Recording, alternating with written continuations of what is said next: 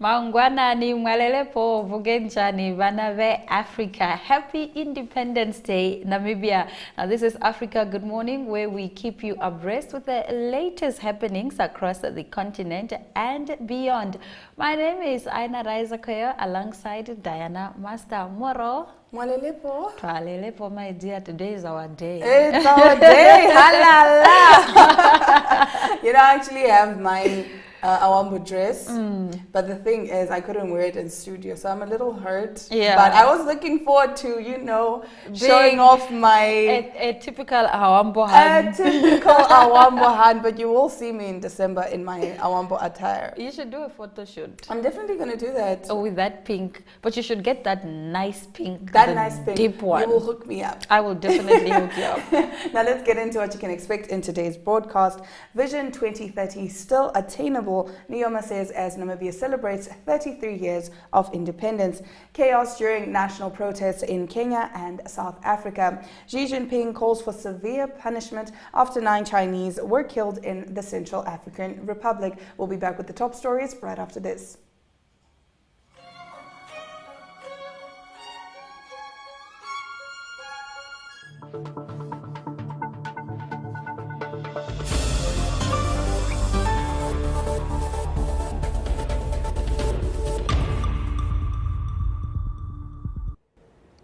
Indeed, in June 2004, in my capacity as the head of state, I launched Namibia Vision 2030 and emphasized the need to be clear about where we are, where we wanted to go, and over what time frame. Thus, this vision is still valid and achievable in the remaining 7 years if we work hard and remain united as I believe that a people united striving to achieve a common good for all members of the society will always emerge victorious.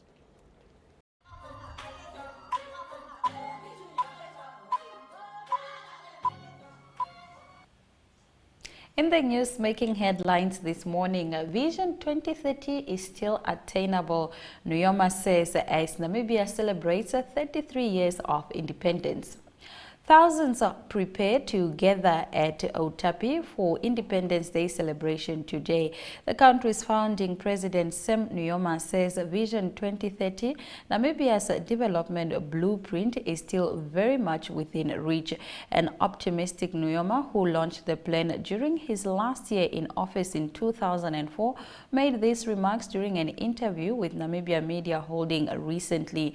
An occasion he used to issue a rallying call to all Namibians to hands and fight the scourge of poverty, unemployment and equality.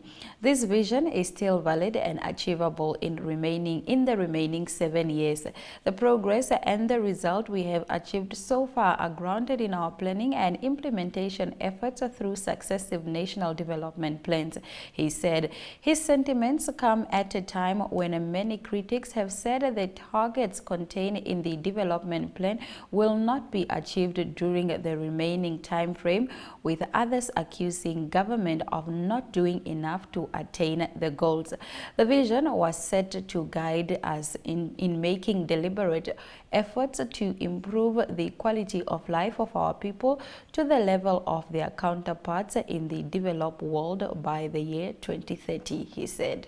Now getting into our next story, chaos during national protests in Kenya and South Africa. South Africa and Kenya both had a tense Monday with planned protests organized by opposition parties. South African police say 87 people have been arrested across the country in connection with opposition protests. Police Minister Bekitele said that of those arrested, most were found making fires, blocking roads and trying to prevent people from going to work. They were not peaceful, he said. Kele added that over 24,000 tires have been confiscated instigated by police in different towns. Opposition party Economic Freedom Fighters has called on South African President Cyril Ramaphosa to step down over his handling of the economy. There's a lot of frustration and anger in South Africa because of the state of the economy, unemployment, corruption, and the relentless power cuts. South African police have denied arming community patrollers to help contain anti-government protests that have already started in some cities. In Kenya, riot police fired tear gas on residents of the largest slum in the capital, Nairobi, to block them from marching to the city center for the planned opposition protests. The police have also sealed off some roads in the city and all roads leading to the State House. One person was shot by a police officer at a market near Kibera slum in Kenya's capital as he was suspected to be a protester. The protest has caused business to close in Nairobi city center. In our next story, Xi Jinping calls for severe punishment after 9 Chinese were killed in Central African Republic. Chinese President Xi Jinping on Monday called upon the Central African Republic authorities to severely punish the killers of 9 Chinese nationals in an attack on a mine. Xi has given important instructions demanding an all-out effort to treat the wounded, handle the aftermath in a timely manner, severely punish perpetrators in accordance with the law, and ensure safety of the Chinese citizen, an unnamed China Foreign Ministry spokesperson said in a statement. The Chinese embassy in Lagos, Nigeria, has advised its nationals to avoid traveling to Kogi State in the northern central region amid reports of kidnappings and attack on Chinese citizens and their businesses. In a statement, the embassy said terrorist organization and kidnappers gangs active in Okane, Kogi State in Nigeria, and other areas are waiting for the opportunities to kidnap and launch attack on Chinese citizens and enterprises in Kogi State. The embassy reminded Chinese nationals to maintain a high degree of vigilance, pay close attention to local security trends, tighten the string of security precautions, and make every effort to prevent the occurrence of kidnapping and assault cases. Now getting into our next story, Gabon arrests 33 after ferry disaster. 33 people have been arrested under a criminal investigation into a ferry accident off Gabon last week that claimed 24 lives, rescue coordinators said on Sunday. Rescue teams are looking for another 13 listed as missing after a small passenger boat, the Esther Miracle, sank off the capital Libreville on March 9 with 161 people on board. Those detained include officials at the Ministry of Transport, the Merchant Marine and the vessel's owner, Royal Coast Marine, according to the public prosecutor Andre Patrick Roponat. Transport Minister Bryce Pilat stepped down on Thursday following an outcry by relatives and civil society groups. 4 other officials in the Merchant Marine and Maritime Affairs Administration have also been suspended. The Esther Miracle began service last November, shuttling between Libreville and the oil city of Port Gentil. Farther south, it started taking on water during an overnight trip and sank around 10 kilometers off the coast. Many survivors said they received negligible help or guidance from the crew. Some spent hours at sea clinging onto inflatable rafts before they were rescued by a flotilla of motorized canoes and supply barge for the oil industry. In our next story, Colombian president suspends ceasefire with criminal group. Colombian President Gustavo Petro on Sunday said he has suspended a ceasefire with the Clan del Golfo, the country's largest criminal organization, because it had attacked the police.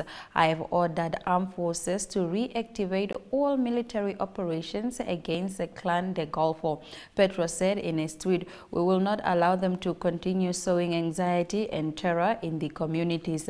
The ceasefire with the clan, also known as Gustancia Defense Forces, was part of the efforts to end the group's part in Colombia's internal conflict, which has killed at least 450,000 people.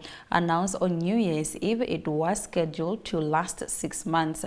Days earlier, in a radio interview on the 13th of March, Petro accused the group of destroying a municipal province amid roadblocks connected to protests by informal gold gold miners.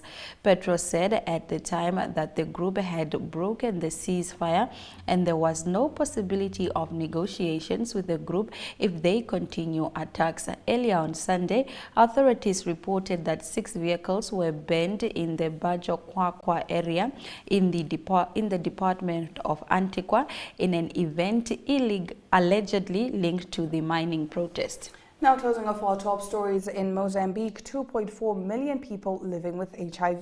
The number of people living with HIV in Mozambique rose from 2.2 to 2.4 million between 2021 and 2022, according to Deputy Health Minister Ilesh Jani. Presenting the latest data on HIV and AIDS on Thursday in Maputo at a national meeting of the Program to Control Sexually Transmitted Infections, Jani said at least 266 people are infected by HIV every day, 230 adults and 36 children. Prevention must continue to be our main priority, stressed Jani. One of the challenges in preventive actions which needs more effective responses and without taboos concerns increased geographical coverage of interventions to identify and offer a package of prevention to key population groups, taking into consideration the social and structural barriers they face.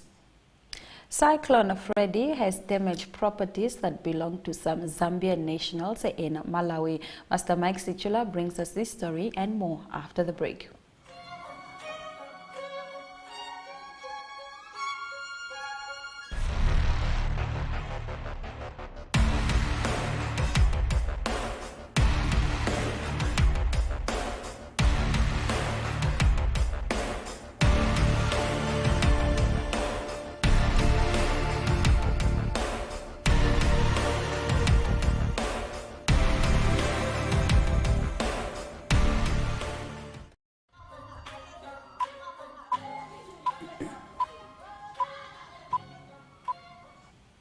Now we cross on over to Zambia to speak to Mr. Mike Sichula to give us the latest news on the ground. Good morning, Mr. Sichula. Good morning and Africa morning. Now, getting into your first story, some Zambians living in neighboring Malawi have had their property damaged by Cyclone Freddy that killed hundreds in the southern African nation. Could you please tell us about this? Yes, according to the latest information by the Ministry of Foreign Affairs, no Zambian has died from the cyclone, but authorities have continued to investigate whether any of the Zambians living in Malawi could have been a victim of the cyclone. However, property belonging to Zambians living in Blantyre has been destroyed by the cyclone. The damage has not yet been quantified by the Zambian mission in Malawi. In other ways that Zambia has also sent humanitarian aid to Malawi amounting to 20 million kwacha. And this include blankets, food, and other necessities that the people of Malawi have faced this disaster need. So the Zambian government has pledged to continue helping Malawi in one way or the other to ensure that the pain that Malawian people are going through is eased by the provision of humanitarian aid. All right, we understand that a former army secretary has been arrested in connection with the purchase of a jet valued at 400,000. Tell us about this. Yes, the former Army Secretary at the Ministry of Defense, Evaristo Sakala, has been arrested for corrupt practices involving $400 million in relation to the procurement of the Gulfstream G650 presidential jet. Mr. Sakala of Lusaka has been charged with one count of willful failure to comply with the applicable law and procedure in terms of procurement. Anti-corruption head of communication, Timothy Mono, says Mr. Sakara, being Army Secretary and a member of the Ministerial Procurement Committee, did willfully fail to comply with the applicable law and procedure in the manner he approved the award of the tender. So this $400 million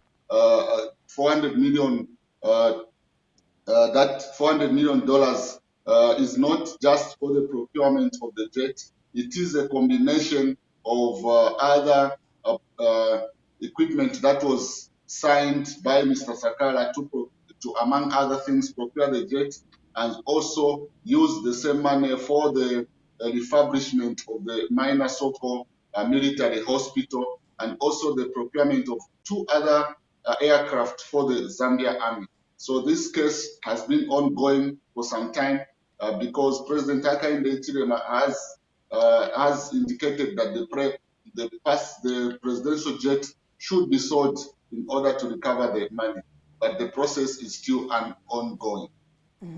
All right, now Mr. Sichula, all is said for the forthcoming Democracy Summit to be held in the capital, Lusaka. Could you please briefly tell us about this?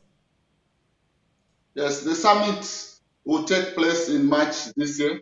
Other countries with similar roles in terms of hosting the summit are Costa Rica, the Netherlands, and the Republic of Korea. The other countries, so Zambia has been coming to this summit. Zambia is using this summit to propagate its standing in having democracy and also transitioning of power from one political party to another as one of the milestones. Then also under Hakainde Hichilema, in terms of promoting democracy, the government of Zambia has foregone the defamation of the President Act, which has seen a number of people being arrested by the police in terms of defaming the president. But that law is no longer in the statutes of the Zambian constitution because President Hakainde Hichilema has abolished that law. So it will be one of those highlights. And also, it is expected that some political parties are going to demonstrate during this summit in terms of the Public Order Act, where they feel the act is used to disadvantage opposition political parties. All right, Master Sichula, please tell us about the communication towers that are reported to be emitting harmful substances to local people in Zambia. Yes, the Radiation Protection Authority has bought an equipment which will help in testing whether the communication towers which have been mounted countrywide are emitting harmful substances to humans. So Authority Chief Executive Officer Bosta Siwari says the authority has decided to buy the equipment after receiving complaints from schools and homes where these communication towers have been mounted. So he did say that the authority has received complaints from Zambians have not been taken lightly, and the authority wants to protect the public from any radioactive effects that may be emitted by these communication towers. Zambia has erected more than 1,000 communication towers, and there's another project to erect 300 communication towers. So issues of radioactive materials emissions has been one of the complaints that residents have been complaining about. Understandably so. All right, thank you so much, Mr. Sichula, for bringing us the latest news on the ground in Zambia. We'll now take a look at the weather predictions and return with economic news.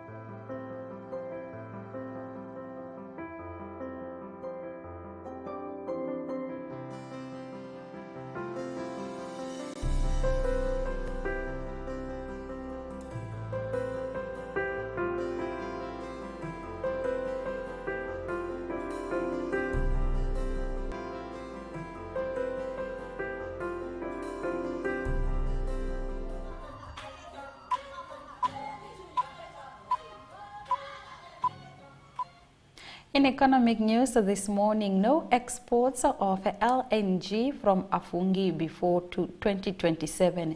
The consortium led by the French oil and gas company Total Energies does not expect to export liquefied natural gas from the Ramova Basin off the coast of the northern province of Cabo Delgado in Mozambique before 2027, according to a report by the Bloomberg agency. The consortium plan to build two gas liquefaction plants on the Afungi Peninsula in Cabo Delgado district of Palma, but Total withdrew its staff from Afungi in the wake of a major terrorist attack against the town of Palma in March 2021. Now, the South African Rand weakens ahead of anti-government protest. The South African Rand weakened against the dollar on Monday ahead of planned protests by the Marxist Economic Freedom Fighters Party. At 7:43 a.m., the Rand traded at 18 Rand and 43 against the dollar, 0.16% weaker than its previous close. South African security forces on Monday said 87 people had been arrested over the past 12 hours over public violence. The Marxist Economic Freedom Fighters Party has called for a national shutdown to protest crippling power cuts and demand the resignation of President Cyril Ramaphosa. That brings us to the end of our economic news. Now let's talk sport with Ari Hochad.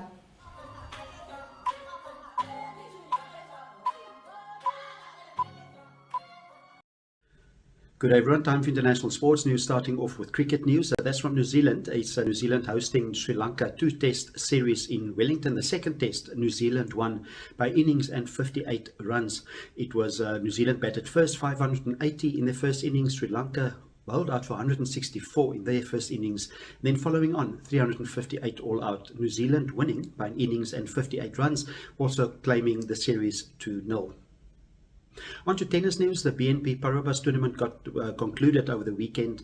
That was in California, also called the Indian Welsh Open. Women's side of the draw, Elena Rybakina. She beat Aryna Sabalenka in the final by 7-6 and 6-4. It is Elena Rybakina that avenged the Australian Open final, where Sabalenka won that final against her. So it was Elena Rybakina. Good tournament for her. Also beat the world number 1 Iga Swiatek in the semi-finals.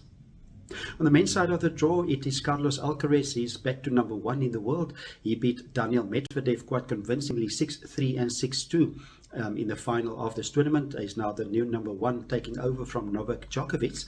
Djokovic not playing in this tournament because he's not vaccinated for COVID-19 and couldn't enter the United States. Continuing with soccer news, and the semi-finals for the FA Cup have been determined.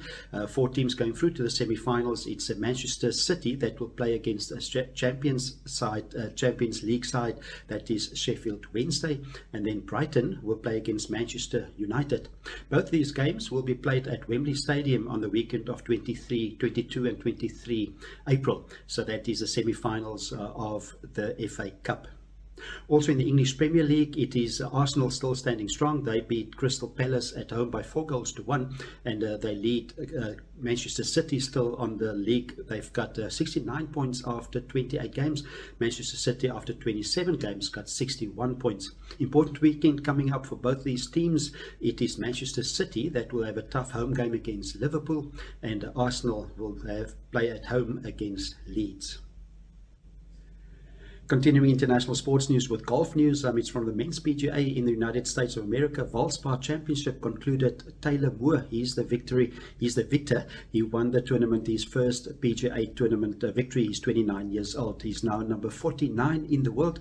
For the first time in the top 50 in the world, he was number 103 in the world before the start of the tournament. In second place, Adam Schenk on 9 under par. It was Moore that finished on 10 under par. And then 2 shots back, Tommy Fleetwood and Jordan Spieth on 8 under par. And closing off today's international sports news with Formula 1 racing, Fernando Alonso was reinstated to the podium in 3rd position after the Saudi Arabian Grand Prix. He was handed a 10-second penalty after the race by stewards, but it was challenged by his team Aston Martin, and they showed previous examples of where the FIA was not consistent in penalising for similar offences. So in short, it is Fernando Alonso still 3rd position after Saudi Arabia Grand Prix. It was in 1st position Sergio Perez in his Red Bull Honda. 2nd was Max Verstappen, also in the Red Bull Honda, coming from 15th on the grid to 2nd position. That's international sports news for today. Hope you have a great sport day. We talk again tomorrow. Goodbye.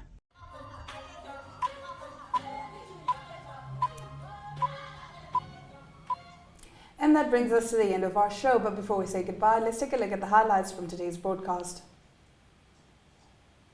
Vision 2030 still attainable, Nujoma says, as Namibia celebrates 33 years of independence. Chaos during national protests in Kenya and South Africa. Xi Jinping calls for severe punishment after 9 Chinese killed in Central African Republic. No exports of LNG from Mafungi before 2027. Those have been our stories. We thank you very, very much for joining us on this Tuesday morning. We do welcome your remarks regarding our show. You can post them on our Twitter and Facebook pages. Please be reminded that Africa Good Morning screens on DSTV channel 285 as well as GoTV channel 94. We look forward to hearing from you. On that note, it's all our love, all our light, and a very beautiful and happy Independence Day, Namibia.